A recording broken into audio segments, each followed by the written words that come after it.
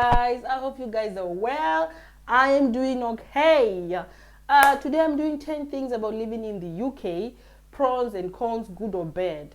I will start with the first point, which is the diversity. UK is quite a diverse country. There are people from all over the world. In London, there are 300 languages spoken.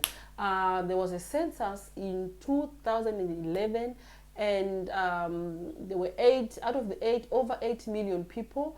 From that 8 million people, only 44.9% were the British whites, meaning the majority were people from all over the world, different nationalities, different backgrounds and cultures.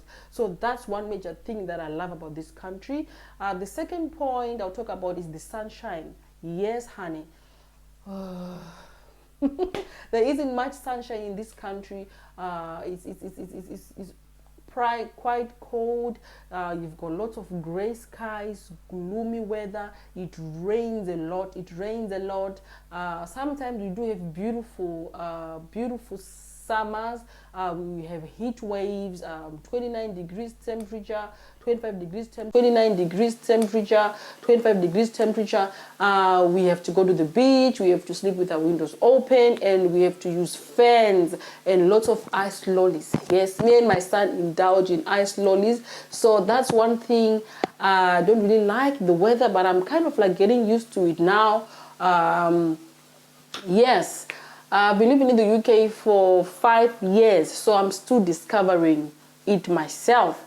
The third point I'll talk about is the free public education. Yes, it's state funded, meaning it's the government that funds it. So if a child goes to a public school, they don't pay any school fees. All you have to pay for or supply are the uniforms, maybe donations, if they've got events or if they have to go to school trips. You also have to pay for their school meals. If your child eats at school, you have to pay for that. But some years are exempt. Some years you pay, some years you don't pay. There is also free dinner, like the school where my son goes to. There's free dinner. It's called a dinner club. Yes. What's the name? Breakfast club. It's called a breakfast club. So my son goes there in the morning. If you're a parent, if you're a working parent, you drop your son there early in the morning. He can eat for free. There's a breakfast club, like I said. They get served food, sandwiches, drinks, and stuff like that. So that's one thing I love about the UK schools. But if you plan to take your child, if you prefer for your child to go to a private school, then you've got the coins, and it means you're going to pay for that. So the private schools, you pay for that. You pay for their fees and all the other stuff. But the public schools are state funded, and they're also good. You know, they're pretty good as well. So that's your choice where you want to take your child to. And then the fourth point I'll talk about is the pub life in the UK. A lot of people love going out, especially on Fridays when you've just gotten paid, you want to hang out with your friends. You're even allowed to take your children, your babies. They even go to the pub. You put your child in a high chair, you get to hang out with your friends, you get to hang out with your family and have beer. So pub life is they take it very serious in this country. There are about 47,600 pubs in the UK. Out of that, London has 3.5 pubs and Manchester has 416 pubs. The whole of Manchester. So that tells you that there are lots of pubs in this country, and a lot of people love socializing. They love going out and hanging out, drinking. The other thing I'll talk about is the architecture. There's lots of historical buildings, historical sites. That's one thing I love about that. The museums are beautiful. I love the Manchester Town Hall. I love the Bridgewater Hall. That's where I graduated. I love the Buckingham Palace. There are horses there.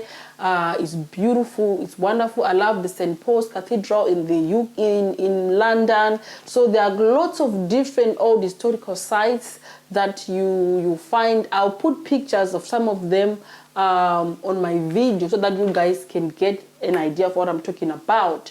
There's constant power supply. That's the other thing about love in this country. There is constant power supply, meaning you've got electricity 24/7, compared to South Africa and Zimbabwe, where there's shortage of electricity. Sometimes the electricity can be gone for 2 hours, 3 hours, or more than that. So in this country, it never goes. So I think that is why the economy is quite rich, because there's lots of productivity. It's wonderful. I love that. No shortage of electricity, no power cuts, honey. No power cuts. The other thing I love is the transportation is very reliable, very efficient. You can even survive without a car. The railways, the buses, they are pretty frequent, at least 5 minutes difference, or depending with the routes, with where you live. But there are always buses. Every 5 to 10 minutes, there are always buses traveling. So, and the fare, I can say the fare is pretty affordable. That's what I can say.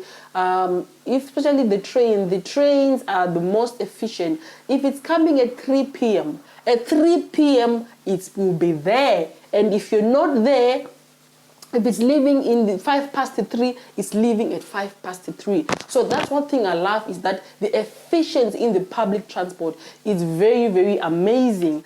Other point I'll talk about is the healthcare, the NHS healthcare. That is the National Health Service, which is state funded. It's funded by the government. So you don't pay for for the medication. If you go to the hospital, to the clinic, if you're sick, they assist you for free. Although some circumstances you have to pay for your own prescriptions. You have to go into the pharmacy and pay for your own prescription. It depends with your circumstances. Are you working and all of that stuff? You have to fill out a form, but you can go and be seen by a GP without paying for anything, unless you want to go to a private GP, private hospital, private clinic. It's all up to you. You've got the coins, you can pay for it. But if you don't want to, you go to a public hospital, you get assistance, wonderful assistance. Of course, sometimes there are long waiting times. There's delay there's delay in the service. You can get your medication a bit late. So all of those things are some of the things that you encounter. But overall, I can say it's pretty fine. For me, coming from my background, from South Africa and Zimbabwe, I can say it's okay. For me, it's okay. Other point I'll talk about is the Christmas time, honey. Yes, it's one of my favorite. Since I've come to this country, I've fallen in love with Christmas. Of course, I've always loved Christmas, but now it's like it has more meaning, because whenever it's Christmas time in December, they start decorating their stores with Christmas trees, the reindeers. They go all out. When it's Christmas time, they go all out. They spend on decoration. They spend on clothes. There's lots of sales. 40% off, 50% off. So December, you gotta have cash, darling. You must have money, because people are spending. So Christmas time, the vibe is amazing. They take it really seriously. They spend time with their families, with their loved ones. They shop a lot. They buy, they decorate even outside their doors. They decorate Christmas lights. It's beautiful. It's one of my most favorite time of the year, ever since coming to UK. The other point I will talk about is the British culture is very rich in history. We've got heritage, lots of castles, churches, museums. There's beautiful scenery, especially in the countryside. I love the countryside. The air is clean, it's fresh.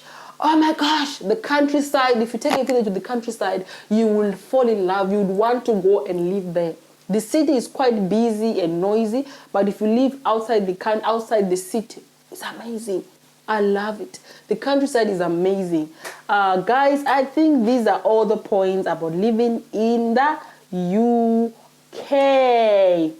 These are all the points that I could come up with. So please, if you feel different to what I've just shared, you can feel free to comment down below. But this is according to my own experience. I've been living in this country for 5 years, so I'm still learning to explore the country myself. So this is according to Leandra, honey. 10 things I love, or 10 things about the UK 10 things about living in the UK according to me. Yes, honey. If you've got something else, different opinion, if you wanna share, please do so. Thank you guys for watching. Look forward to more videos. Yes, and if you've watched the whole 10 minutes video and you haven't subscribed, come on, subscribe. I don't know how long this video is gonna be, but if you have watched up to this stage, what are you waiting for? Subscribe, honey. Bye.